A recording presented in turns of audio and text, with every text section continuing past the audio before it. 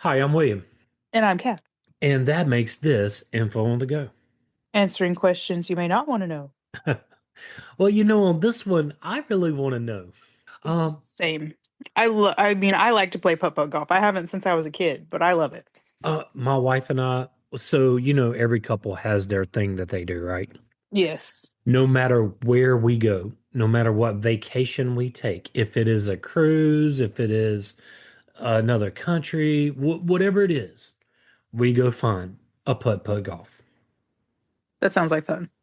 Yeah, I mean, it's mine and her thing. I mean, it's something we've been married for 20 something years. It is something we have done.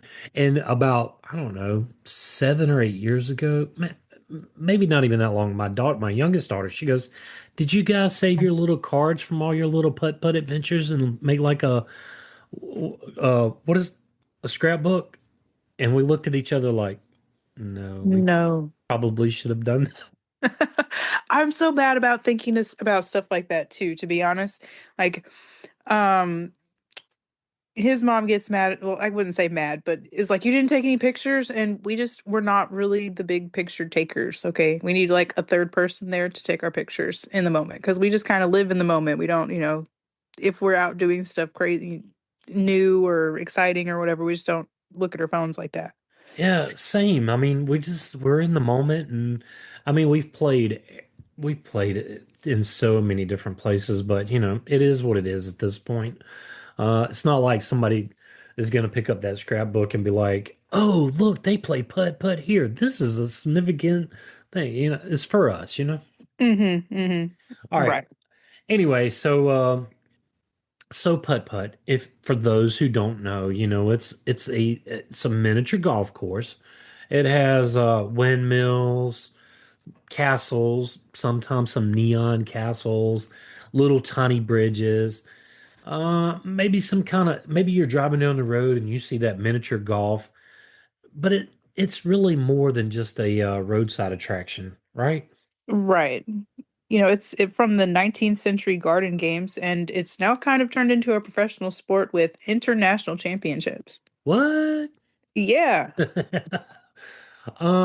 So I guess before we really get started, we're gonna kind of give the definition between what putt putt is and miniature golf.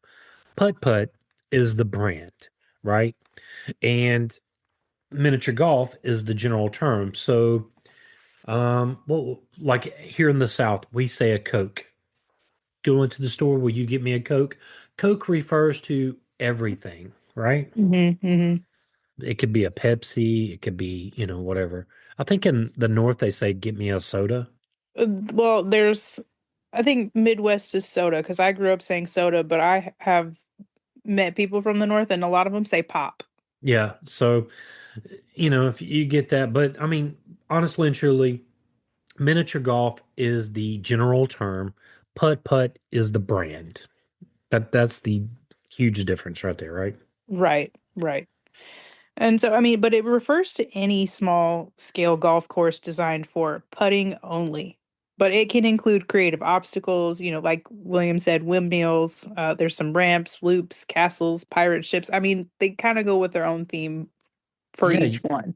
yeah, you could get a theme for like a dragon and it could have a dragon in the middle of it, or you could get one for waterfalls. We played one that had waterfalls, and everywhere you went, there was a different kind of waterfall you had to play into. Right. But most of these are, themed for fun, and they don't really have strict competition or anything like that. They're more family friendly, except for what Kat said, where there are competitions for putt-putt golf. Right, right. But I mean, it's known as a leisure activity, popular for families on dates, vacations, and, roadside attractions. So, Yeah, absolutely. Because it is fun. It's fun to go and do. It's fun to go and do with family because little kids can do it as well as grown-ups. yep, yep. You- Of course, you might have to tell the kids not to hit it so hard. Or, like if there's this windmill, they might want to go get the ball and try to do it again, which is fine. It's all good. At the Yep. end of the course, usually there's that one hole, the ball falls in, and you don't get it back, and it's over. Yeah, we lost our ball in like a lake or something. Not a lake, a legitimate lake, but little pools that they have. We lost it in there. We did hit the ball too hard though, because we were pretending it was actual golf. I'm bad about reaching those little poles and getting my ball back and playing forward. Uh, do you want to take on Putt-Putt the brand, or you want me to do it? I can do it. It's good. Go for So, it. it was founded in 1954 by Don Clayton in Fayetteville, North Carolina. I didn't, wow, that's pretty cool, Yeah, yay, Don. right? And so Putt-Putt Golf Courses of America, Inc. is a trademarked company, but it emphasizes skill-based play. No moving windmills, cartoon characters, or gimmicky obstacles. But it's designed for precision and competition, and each hole can theoretically be made in one or two strokes. I think he standardized course design, which allowed for official tournaments and professional play. Uh, you know, and if you're one of those, write in and let us know how that works because I'm very curious. It was marketed as a more respectable, family-friendly, but also very sporty than the regular amusement mini golf. So putt-putt uh, equals the brand plus competition sport, and it wasn't just a generic fun outing. So putt-putt was more standardized, right? Right, Okay. right. And so, the brand became so widespread that people started calling any miniature golf course putt-putt. Uh, it's similar to how people use the term Kleenex for tissues, but technically, only courses designed by Putt-Putt Golf Courses of America are truly Putt-Putt, which is the brand. Right. But miniature golf is the broad category. It's fun, whimsical, and often themed, like we've said. But Putt-Putt is the brand structured, skill-based, and standardized. And all Putt-Putt courses are miniature golf, but not all miniature golf courses are Putt-Putt. Does that make sense? I think so. Okay. Um, so its early origins, golf in the 19th century Scotland. It was the birthplace of golf, uh, with St. Andrews as the home of the game. Factoid. Golf was an elite pastime played by wealthy men, uh, and it was a full 18-hole course. So it had social restrictions. Women were generally discouraged or even outright barred from playing full length courses. And I want to say this was more for the middle to upper class Scottish. Really wasn't for the peasantry. Well, no, it was for the wealthy men. Yeah, But to add here, golf was seen as too physically demanding and unladylike for Victorian women. So, unladylike. right.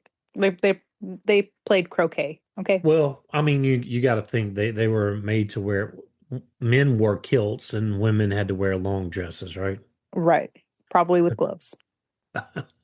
Cover it all up. Hmm. All right.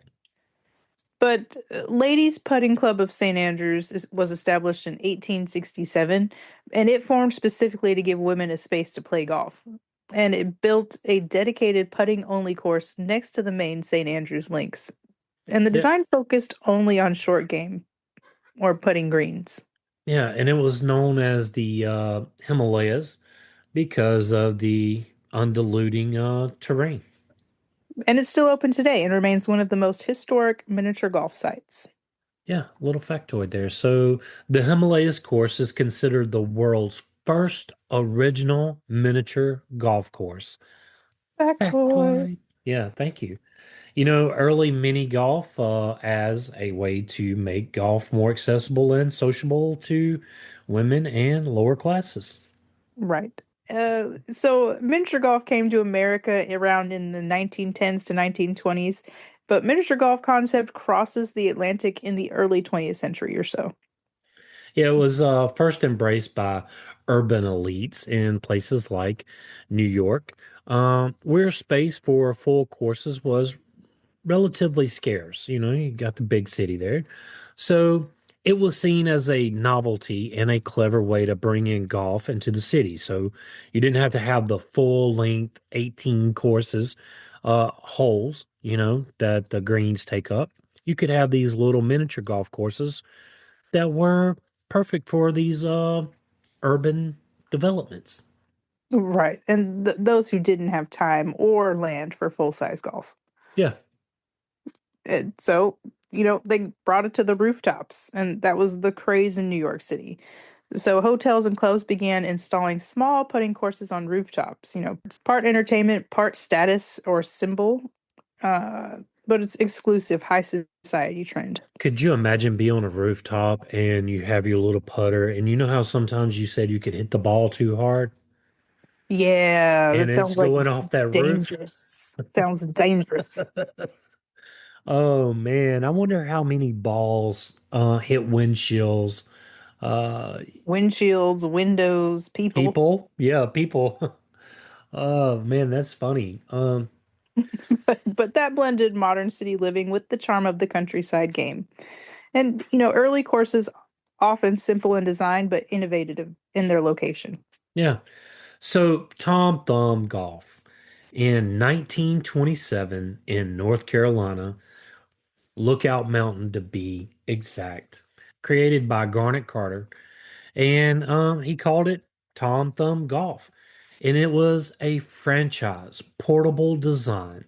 It featured themed obstacles, bridges, tunnels, direct decorative challenges. So we're starting to see like the windmills pop up. It was marketed to resorts, amusement parks, and roadside attractions. And this became the blueprint for commercial miniature golf. Right. Have you ever been to Lookout Mountain? Yeah, my daughter lives right there at it. Oh, nice. From her front porch, you can see Lookout Mountain. It's gorgeous up there. Yeah, yeah, that so I think the last time we went was during COVID because I love to hike and I want to go I got to go back up there. There's a place that I want to hike that was closed down because of COVID. I just haven't made it back up yet.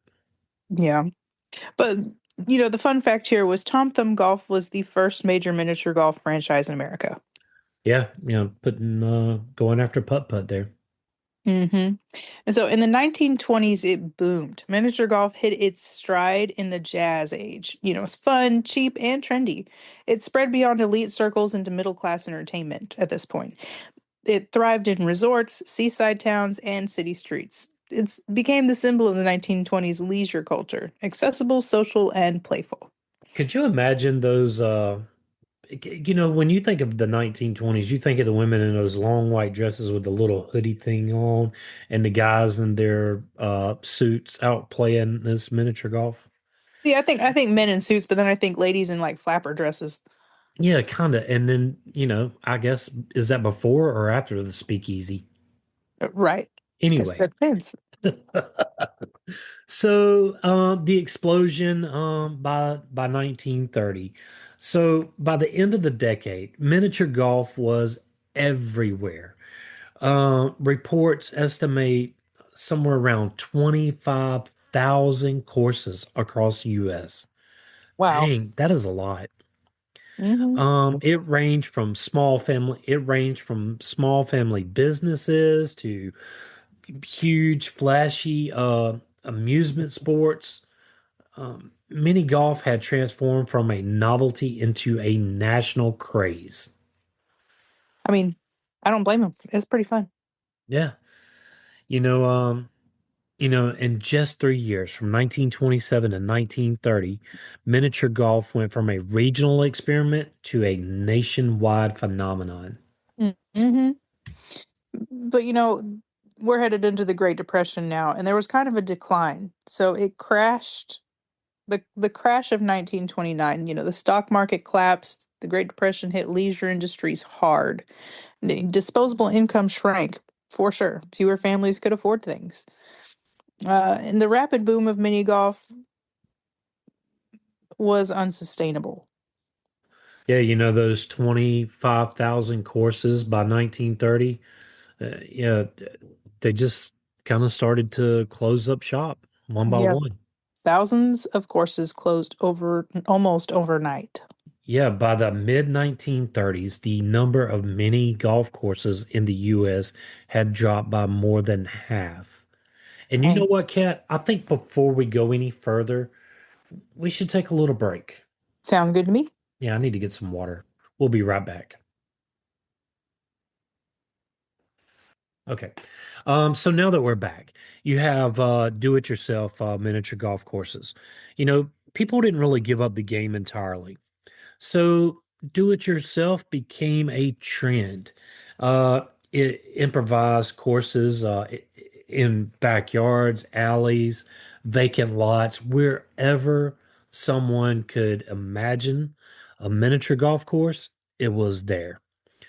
Um, Players use tin cans for holes, bricks or boxes for obstacles, broom handles, curbs, just really whatever they could really find. Hmm. And it was a reflection of American ingenuity and the need for cheap fun, you know, uh, s- especially during these very hard times. For sure. And newspapers of the 1930s even printed guides on how to build your own backyard mini golf course. I would love to get my hands on one of those. Right. I mean, could you imagine, getting your newspaper and it's like, oh, here's a guide on how to build your miniature golf course. Shoot, what do we have laying around? Yeah, I mean, newspapers today don't do that. No. Yeah. No. I mean, if you even still buy a newspaper. Yeah, they're kind of hard to find. I grew up with the newspaper being able to get to the funnies and, Hmm. enjoying, like Garfield, Haggard, For sure. uh, For sure. The crossword puzzles. yeah, I didn't really get into the crossword puzzles. I more enjoyed the comics and the little games that you could play on the back page, especially the Sunday paper. Yep. Well, and then I remember for sure pulling out the comic strips, but then I also had Silly Putty, and you can, Oh copy the yeah. picture onto Silly Putty. Oh yeah. So, mini golf went from a booming commercial industry to a low-cost pastime of resilience. It represented the shift from flashy amusement back to simple, accessible fun. But even in decline, it remained a part of American cultural life. Yeah, mini golf in the 1930s proved that games didn't need to be expensive. You could create it yourself and have just as much fun. Hmm. So, Putt-Putt brand and the post-war revival. Founding of Putt-Putt in 1954, Don Clayton establishes the first official Putt-Putt course in Fayetteville, North Carolina. And the goal here was to create a skill-based, standardized miniature golf experience. Stay with us. We'll be right back. Looking for your favorite band, team, or TV show, maybe that movie? Since 1969, Old Glory has been the ultimate destination for officially licensed merchandise, with over 300,000 items in music, sports, movies, TVs, and popular culture. And you have Christmas coming up. Have that hard to find person that you're looking for? Check out Old Glory. At checkout, use our exclusive listener discount code and get 15% off any product. All you have to do is put InfoGo in at checkout. That's InfoGo at oldglory.com. You can find the link in the show notes. Are you too hot at night?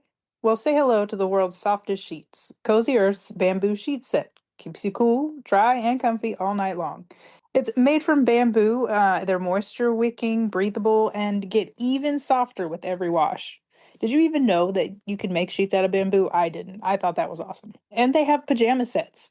Pure cozy elegance, stylish, silky, praised on Good Morning America and in style, and backed by thousands of five-star reviews. You can't beat the 100-night sleep trial and free shipping on over $50 plus a 10-year warranty for sheets. 41% off any product. with code INFOGO at CozyEarth.com. Make sure you find the link in the show notes. Unlike the mini golf courses at the time, Putt-Putt focused on precision and challenge, not gimmicks or elaborate decorations. So you might go to a Putt-Putt and there's not going to be a windmill or anything like that. You might just see a simple course with like some steeping hills or I don't know. Right. But it was designed to be fair and playable for all ages. Skill, not luck, determined the outcome.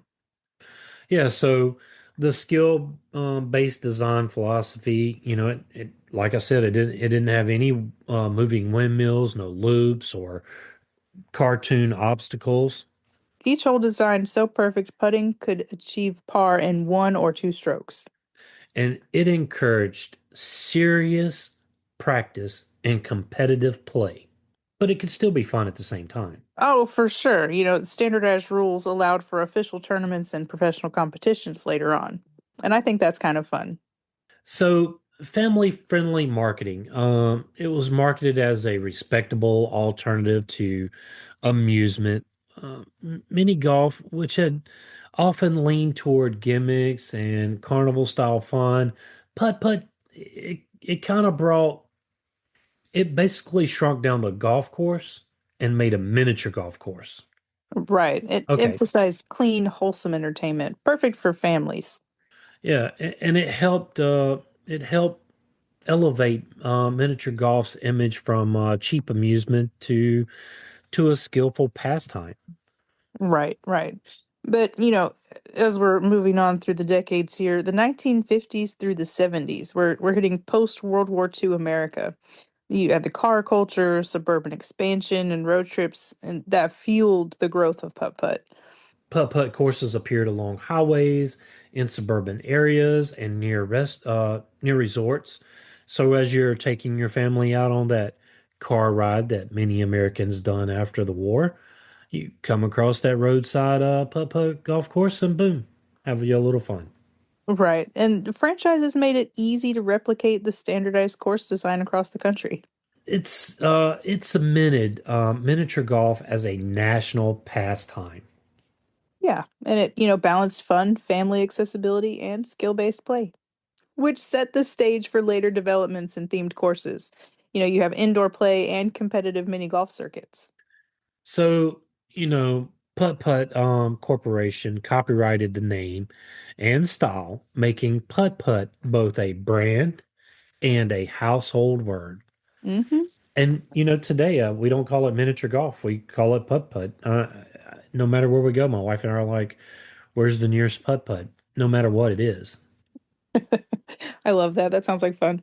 Yeah, so the themed mini golf and pop culture and the rise of themed golf courses kind of happened somewhere in the 60s and 80s. As mini golf evolves beyond the skill-focused putt-putt design, courses began featuring creative, eye-catching themes. You start to see windmills and castles, dinosaurs, jungles, pirate ships, volcanoes, outer space designs. And if you go to one of those theme parks, I'm not going to name the big ones, you're going to have park theme miniature golf courses. Hmm. Hmm. But the themes aimed to attract families and casual players looking for fun, spectacle, and novelty. And that's what my wife and I look for, especially when we have the family in tow. Right. And some themed courses hired actual artists and architects, turning miniature golf into folk art and roadside sculpture. Yeah, some of those courses are so unique that it's hard to wrap your head around how they do this. I mean, some of them are they use skilled architecture uh, to really design these things because you're have you ever seen the one where like the clown opens its mouth and closes Hmm. it and you got to get it right? I mean, Yes. think about how much thought that had to go into that. Right. And then, of course, you have the connection to roadside Americana. Theme courses became part of roadside culture during the heyday of American car travel. And it's always located near motels, diners, and tourist attractions, which is perfect for family road trips. Absolutely. You know, you got your family in the car and you got the kids in the back going, "Are we there yet? Are we there yet?" And to We'll take their get mom. there when we get there. And you see the putt putt or the mini golf, and you're like, "Hey, you know what? Let's just stop and have a little bit of fun." Right. I mean, because, long car rides, everybody gets stuffed into a box for a long time Yeah. or long time. And sometimes you just need to get out and stretch your legs. Yeah, before it starts a big, huge family fight. Yeah, you start throwing things from the front seat to the back seat, start dodging stuff from the back seat, Yeah. fun times. But anyway, this contributed to the kitschy, nostalgic identity of the mid-century American leisure. So mini golf and pop culture.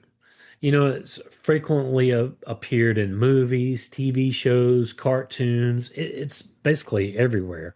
Hmm. And it symbolized the quirky little date spots, family fun outings or the playful childhood adventures. And if you're going on that first date and you're trying to get to know somebody, miniature golf is probably the best place to go. Yeah, Uh, so this reinforced the image of miniature golf as a light-hearted, iconic pastime for the whole family to be able to enjoy.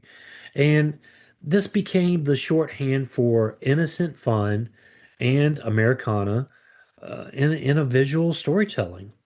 yeah. But if you think about putt putt or miniature golf, and what is the first thing you comes to mind for you? Things that I think I want to get back to from my childhood. You know what I mean? Yeah, I mean, it's something that you can, take, I don't know, what, an hour or two out with you and you could take the kids and it does what, 2, 3 years old, as long as they're old enough to walk. What, maybe three, four. Three or four to at least be not a weapon. It's been so long since we've had little ones. Yeah, you're right. Maybe 3, 4 years old, to not be a weapon. Pick the ball up and like chunk it at the people that are playing Man, behind or forward. man, and some kids got an arm. My they tell you about the second board, but you got to live through it to understand. But yeah, no, I definitely want to get back to that. I'm waiting for her to get just a little bit older for a lot of things. Yeah, yeah. Well, maybe within the next, this summer, you can take her to putt putt. Hopefully. She's Yeah. wild. We'll have to see. By the 1980s, themed mini golf had cemented itself as a part of American culture. And the nostalgia factor grew. Retro windmills, neon lights, and whimsical obstacles became cultural touchstones. And that mini golf blended art, humor, and family fun, which is appealing across all generations. So even today, retro themed courses from the 60s to 80s are preserved as cultural landmarks or vintage attractions. So, we're gonna move into professional mini golf and its global reach. Its emergence as a competitive circuits. Organized competitions grew in the mid to late 20th century. You've got the World Mini Golf Sport Federation, or WMF, and it formed to standardize rules and promote international tournaments, which that would be cool to be on a circuit for WMF. Like, what do you do? I'm a pro, Mini golf. yeah, I'm a pro mini golfer. Jack Nicholson, eat your heart out. But Uh, it really focused on skill, precision, and standardized courses. But it often used putt-putt style layouts. Yeah, putt-putt courses are frequently used in professional competitions because they emphasize pure putting skill, and they don't really go for all the little theatrical stuff that's all over the course. Right. But And particularly in Europe, Germany, Sweden, and Austria, countries host national championships and international competitions where professional players train for consistency, precision, and strategy. so tournaments may follow strict hole design rules, par scores, and a scoring and certain scoring systems. Mini golf is a very serious sport in Europe, especially in Germany, Sweden, and Austria. We got some Guinness World Records here. I guess I'll take on the first one. So we have some Guinness World Records here, and some notable feats for miniature golf. Uh, Miniature golf may be a lighthearted pastime, but it also has home to some of the serious records and astonishing feats recognized by the Guinness World Records and some other official sources. So, from enormous courses to some jaw-dropping putts, the sport has inspired players around the globe to aim for the Guinness Book of World Records. And why don't you take on the first one? Sounds good. The largest permanent miniature golf facility by number of holes is called the Mission Hills Golf Club, and that's in Shenzhen, China, which holds the record with 216 holes across 12 themed courses. And it's recognized by the Guinness Book of World Records as the largest golf facility in the world. And its mini golf section contributes to its vast size. So, the largest miniature golf course by area is in Washington, USA, and has been cited for its enormous layout, covering several acres and featuring multiple waterfalls, caves, and bridges. I gotta go play there. Right. Yeah. I have a sister in Washington, so Well, tell her to send me some pictures. I'm coming to play there. okay. The longest successful miniature golf putt. The Guinness World Records for the longest putt in a miniature golf course is over 140 feet, which is approximately 42.6 meters. And this record has been attempted multiple times, even at charity or promotional events, where players sink a putt traveling across ramps, curves, and even obstacles like bridges. Oh wow. All right, so new goals in life. Right. So the longest golf putt on a standard course, just for context, the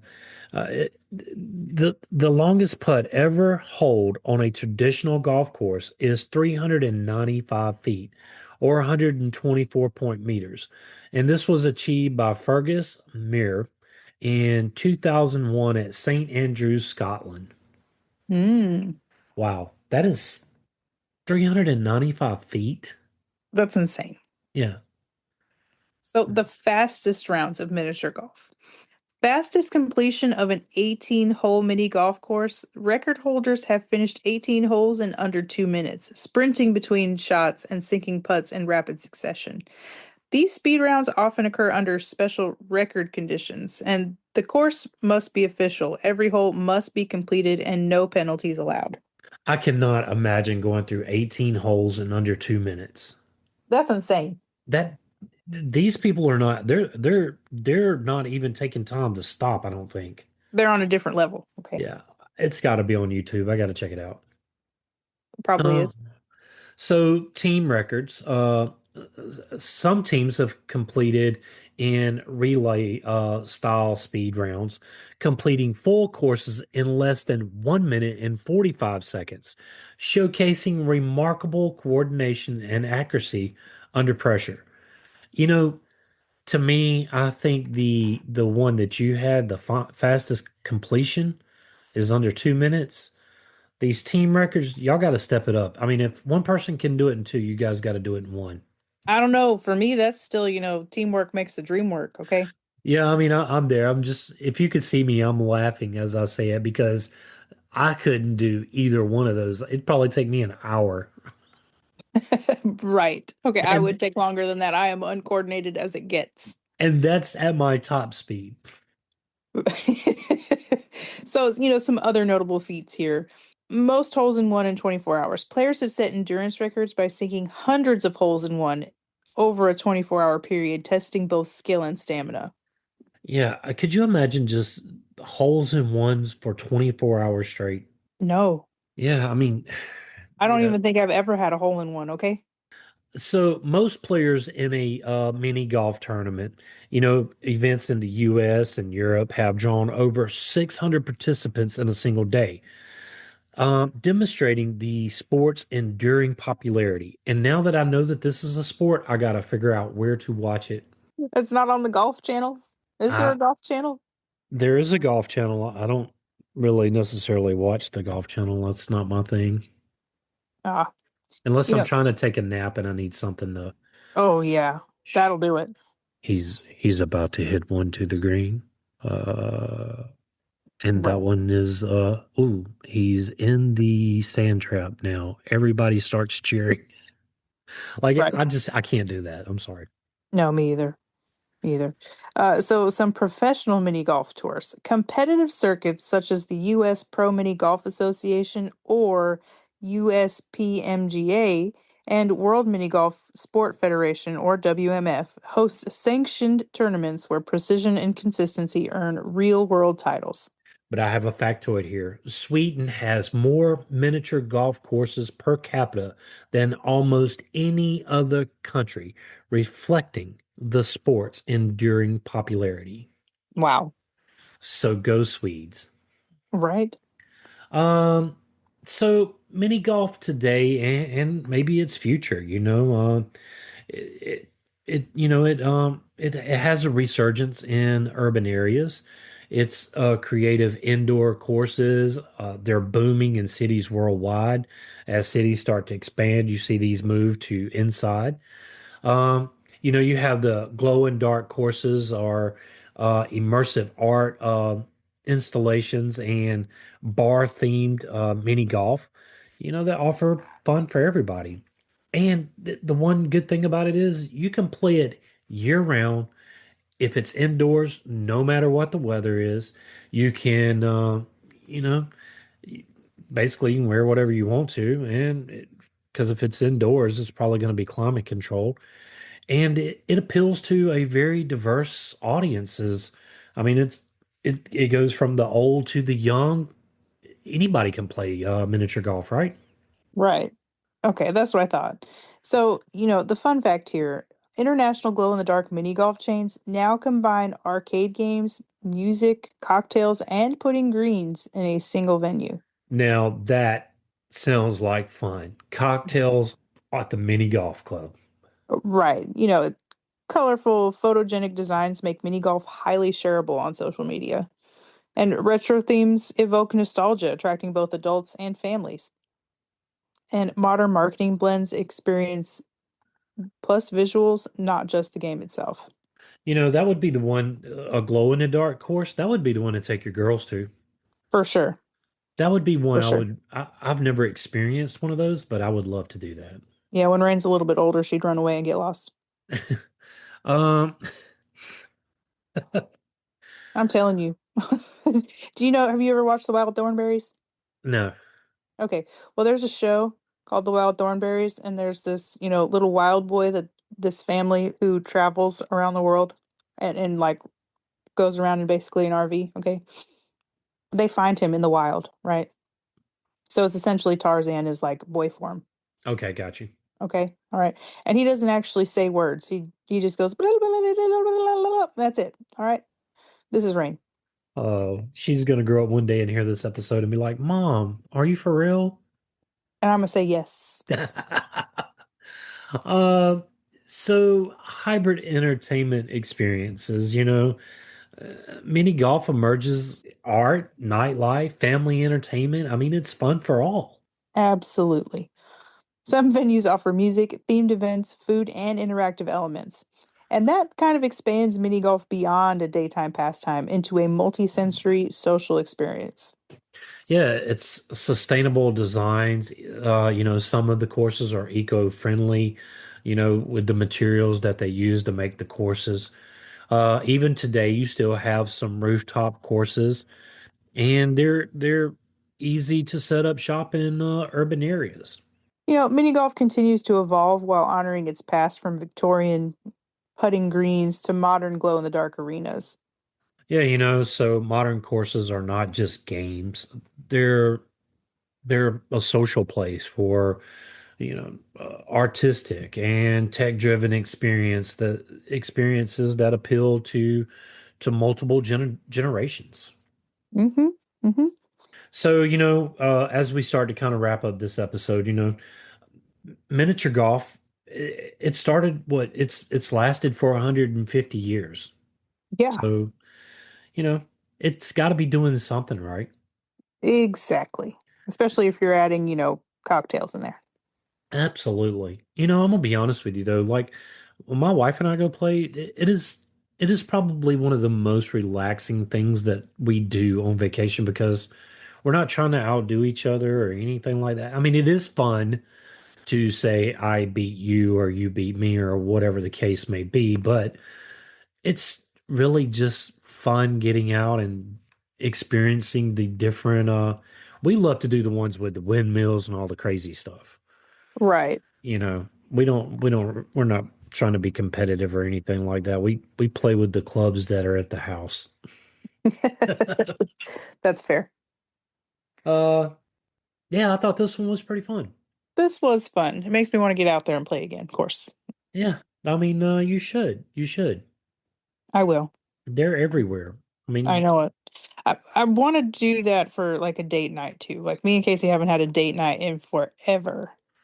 you don't live too far from Savannah. There's a really good one on Jekyll Island that my wife and I went and played. We're gonna have to go. Yeah. I'm gonna have to send the kids somewhere for a weekend. Yeah, and then you got miniature golf courses inside like these big playhouses for kids. I don't know what you call them nowadays, but Yeah, that's true. back in the Mm. days it was Chuck E. Cheese. Chuck E. Cheese was horrible. So, How did how did I survive my childhood? I'll never know. Just thinking about all the germs that were there at Chuck E. Cheese, uh, that it builds character.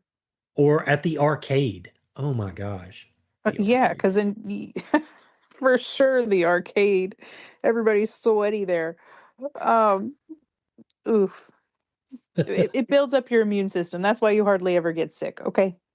Okay, maybe. It helps. You got to keep it working. There you go. All right. But if you would like to support this podcast, tell a friend and help get the word out. If you would like to support this podcast, you can do so at Patreon. You'll find the link in the show notes. William and I want to thank you for listening. Yes, thank you so much for listening. Join the Facebook group at Info on the Go And there you can share with us your show ideas. or ask us a question. You can also email us at, infoonthegopodcast@gmail.com. and yes, that is all one word. And you can also find that link in the show notes as well. Mm-hmm. And don't forget to subscribe wherever you get your podcast. Yep. Till next time. Stay curious.